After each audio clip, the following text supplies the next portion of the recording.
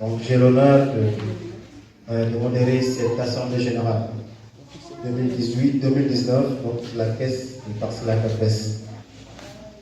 Alors, comme ça se fait chaque année, à la fin de chaque exercice comptable, donc par disposition statutaire et réglementaire, donc la Caisse organise une Assemblée Générale, évidemment pour présenter le rapport d'activité, mais aussi présenter le bilan et les résultats de l'exercice qui a déjà écoulé.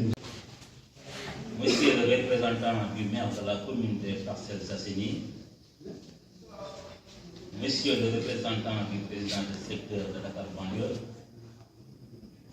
Monsieur le représentant de la directrice régionale de Dakar banlieue, Mesdames, Messieurs les élus et techniciens, très chers sociétaires, chers invités, nous nous retrouvons cet après-midi pour notre Assemblée générale ordinaire, moment important dans la vie de notre institution. C'est la énième fois qu'il m'appartient, à travers du rapport moral, de revenir sur des éléments qui ont marqué l'année écoulée dans notre caisse. Au préalable, avant de me lancer dans cet exercice quelque peu formel, je voudrais vous dire mon émotion et ma fierté.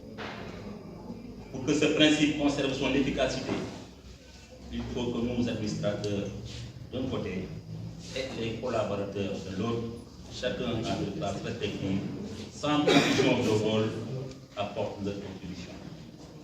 Cela demande écoute réciproque, débat et élaboration d'un consensus pour dégager une vision commune entre le conseil d'administration et la direction régionale. Sans cette vision commune, sans cette volonté d'avancer vers le même but, sans ce partage de valeurs, il n'y a pas de succès possible. Sur ce point, je souhaite remercier tout particulièrement Mme Fatoumata Sissoko, directrice régionale de Dakar banlieue, qui a su créer entre nous un climat de travail fait dans le respect et confiance mutuelle qui nous permet ensemble de nous projeter dans l'avenir. Cette projection est primordiale. Au niveau de la commission locale de crédit de la Caisse des Parcelles Assainies.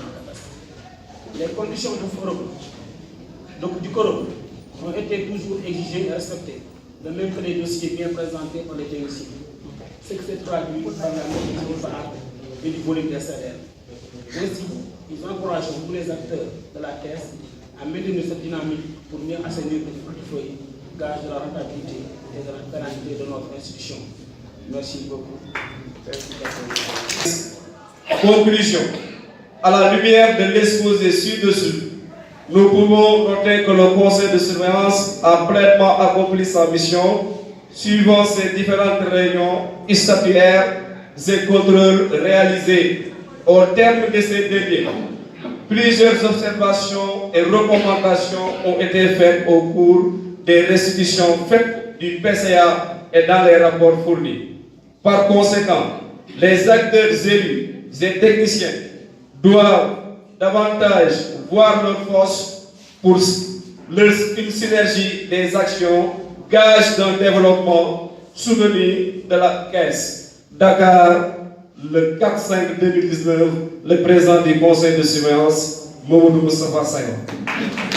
Merci beaucoup. man suma xarit la suma wëllëre yàlla dogal tamit ñu bokk nekk ci crédit mutuel amul dara loo xam ne tey ñi koy liggéey man ak moom loo xam ne réew sama waay la sama boy la tamit xam ne moom moo ko non sama boy la xam ne tey moom moo ñëw représenté suñu directrice régionale vraiment Ansou ñu ngi leen dalal jàmm di la remercier également ci li nga xam ne moom la apporté ci développement Caisse comme loolu gis nañ ko ak DER gis nañ également li ngeen taxawoon li ngeen jàppale vraiment ñu ngi ci gërëm di leen sant.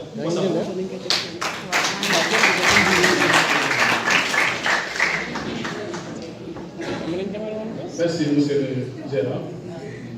Bonjour à tous. Tout d'abord, je tiens encore une fois à remercier le gérant pour les propos qu'il a tenus à mon endroit.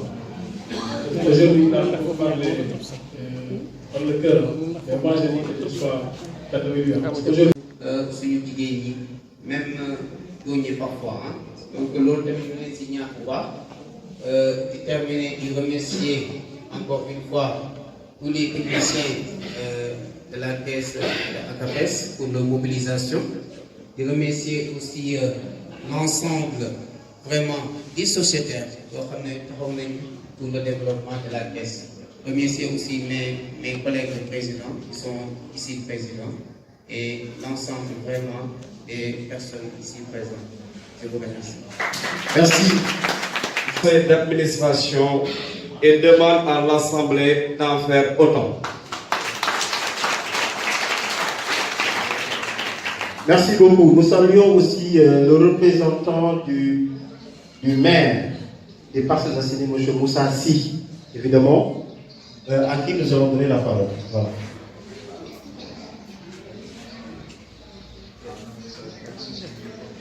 J'ai assisté à cette assemblée générale. CMS daf ma soutenir te nit il faut être reconnaissant dans la vie. Defal nañ ma lu nekk teranga bu nekk am naa ko ci.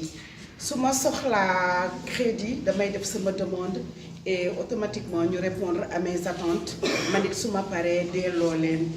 Vraiment mënuñu bañ a ñëw lu crédit mutuel di def.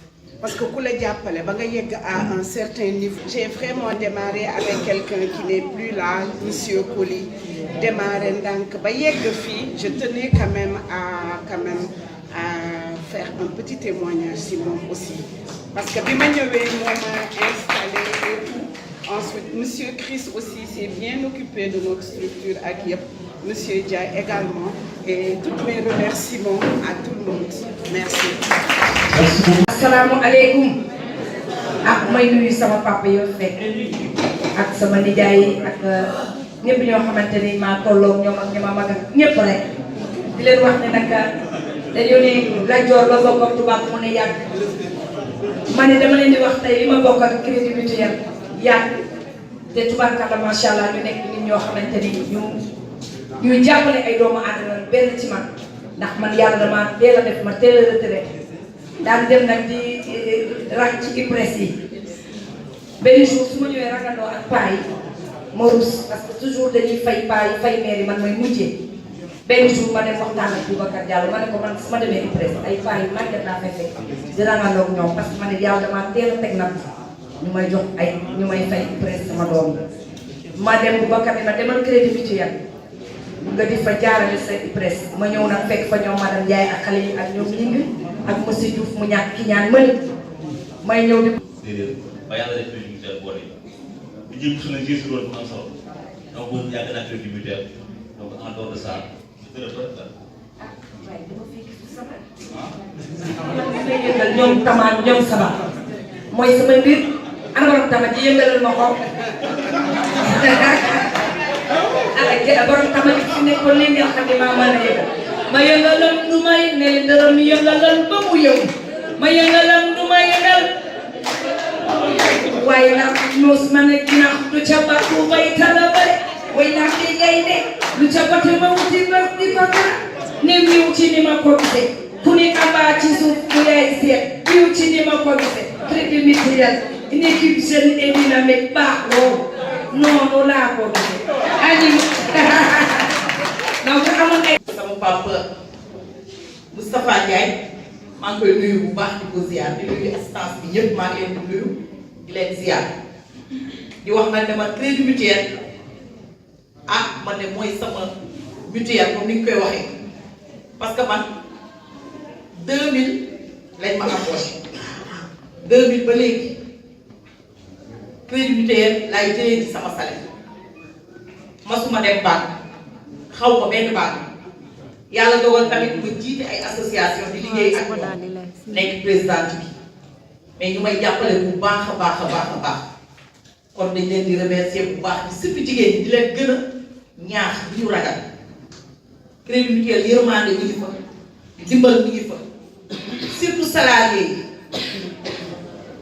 yi surtout nañu xool bu baax a baax nga virer sa salaire crédit mutuel ak nga virer sa salaire ci yeneen banques yi nga xool enjeu bi nekk si diggante bi SMS sax bi nga ko envoyé dañ lay nag xëy na yow doo ko xam yu bëri duñ ko seet SMS rek bi nga ko envoyé dina sa salaire ñëw na am na lu ñuy jël ci yow te crédit mutuel loolu amu fa vraiment dañ leen di gën a remercier dina jàngale benn doléance boobu man du ma ñor loolu moom war ngeen ci mën a gën a góorgóorlu parce que yàlla boole nañoo yéen te ñaan nañ yàlla luñ fa génn ba keroog ñuy retraite franchement li dërëm wax léegi nii rek ñu crédit mutuel defal nañu lu ne 2000 ak léegi defal nañu lu ne jàppale nañ ci projet yi yëpp bépp projet boo xamante ne rek yëkkati naa ko man sama bopp en tant que salarié di fayeeku sax ci biir banque projet bu nekk defal nañ ko possibilité bu nekk defal nañ mënu ma toog sax yenn yi sax doo toog di ko wax ci ay biir yi mais daal di leen di remercier di leen wax ne leen bu ñu sañoon nag day am kàddu gàpp loolu moom doléance la parce que des fois da ngay ñëw di fayee yàkkamti man balaa may jël sama salaire damay bàyyi bu ay le 10 le 15 des fois laay def pour jëli sama salaire parce que xam nga lan moo tax du question de ñàkk na mu daal sama jot bari bu boo ñëwee da ngay renwar parce que commerçant yi macha allah presque mën naa ne ñoom ñoo gën a occupé boîte bi boo ñëwee da ngay ren ba da ngay mujj sax découragé kii woon nii nekkoon na sama gérant damay fàtte tur bi maa ne toujours noonu ba tey jii may wax ak yow balaa may fay damay bàyyi ba le 15 mu wóor ma ne bu ma ñëwee rek damay jubal ci guichet bi ñoo fayee bu def loolu moom war ngeen ci mën a dimbali ñu am ay carte ga foofu rek la ñu banque yi xaw a dosé tuuti te loolu war ñu koo tax ñu xool nan la ñuy mën a def carte gab wala chèque wala chèque wala lu ñu mën a am daal loo xam ne dina gën a yombal liggéey bi daal loolu moom vraiment moom te nag agent yëpp ñoo koy wax man ñi ma nekkoon loolu crédit mutuel agent yëpp dañ koy wax jotoon dañ ko fi wax ay temps mais ba léegi taxawaguñ ci loolu daal di leen ci ñaan bu baax a baax di remercier ñëpp nag maa ngi remercier ñëpp vraiment ay remercier ñëpp merci beaucoup. merci. léegi crédit mutuel yan jéego lay teg pour fexe xamal population bi ni crédit mutuel njëriñ bu mu am pour ñu gën ko mën a dem parce que ba tey am na ñoo xam ne amuñu temps pour dem ba mais crédit parce que da ngay gis yeneen banques yi di développé ay politique di ñëw di organiser ay journée porte ouverte di xamal nit ñi yenn saa yi sax ñu dem dans les écoles de proposer nga ubbi ay compte yooyu noonu mais est ce que crédit mutuel mi ngi def yooyu noonu pour mën a libérer benn masse clientèle bi. La dernière question qu'on peut soulever aussi, sans que Madame la conseillère municipale sur le territoire concernant carte yi ak kii parce que léegi on est dans l'ère du numérique waaw léegi digital bi ngay développé est-ce que crédit mutuel am na ay application yoo xam ne dina faciliter personnel bi wala ses clients en ce que ñu accéder à toutes les informations sans ñu déplacer au niveau des caisses. Je vous remercie. Gueye.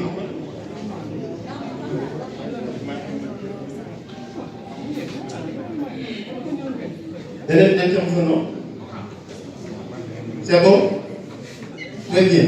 ngeen di jox saa ah di sant yàlla nag di julli ci Seydina Muhammad sallallahu alayhi wa sallam tey moom yaram bi wérul sax bu baax waaye dama ñu tey crédit mutuel dëgg rek mais bu may ràmb dinaa ci ñëw ndax ñu nag crédit mutuel ca ndorteel la ba léegi depuis jamono Yacine ba léegi maam Yacine ba léegi digal ñoo la fi fekk ñu fi bëri ñoo la fi fekk ñu fi Christophe ñoo la fi fekk ñu fi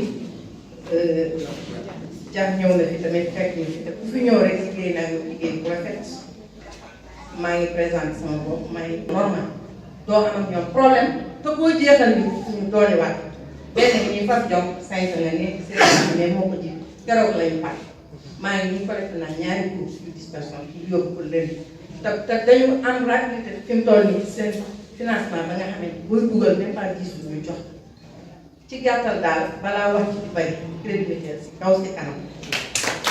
maa ngi lay nuyu. Merci. maa ngi nuyu ñëpp. Jërëjëf, merci.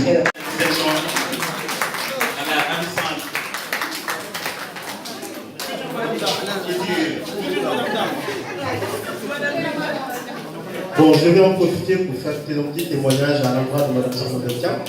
Elle a fait aussi la caisse des parcelles d'ACV. Avec son sourire légendaire, vraiment. Hein? Très courtoise, très disponible aussi, évidemment. Et c'est pas le hasard, hein? Le hasard fait bien les choses. C'est de son pote. Hein? Sadio évidemment dañuy ñaanal yàlla fi nga jëm aussi donc ay ndam yu yeneen ndam tànk topp ci aussi merci beaucoup et félicitations.